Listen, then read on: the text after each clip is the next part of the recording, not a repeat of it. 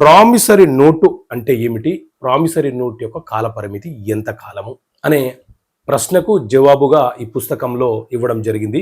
Promissory note అనంటే ఎవరైనా ఒక వ్యక్తి మన వద్ద అప్పు తీసుకున్నప్పుడు, నేను మీ వద్ద పలానా తేదీ నాడు ఇంత సొమ్ము అప్పు తీసుకుంటున్నాను, దానిని వడ్డీతో సహా ఇంత కాలం లోపు అంటే ఒక నిర్దిష్టమైన కాలం 6 నెలల లోపు లేదా సంవత్సరం లోపు తిరిగి చెల్లిస్తానని ప్రామిస్ చేస్తూ రాసిచ్చే పత్రమే ప్రామిసరీ నోటు.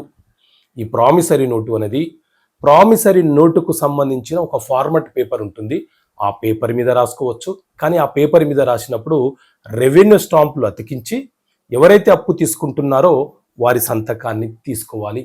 లేదా ఒక 50 రూపాయల బాండ్ పేపరు లేదా 100 రూపాయల బాండ్ పేపర్ మీద అప్పు పత్రం లాగా రాసుకొని ఇద్దరు సాక్షుల సంతకాలను సాక్షుల సమక్షంలో వారి సంతకాలను తీసుకొని అప్పు ఇవ్వవచ్చు, అప్పు తీసుకోవచ్చు.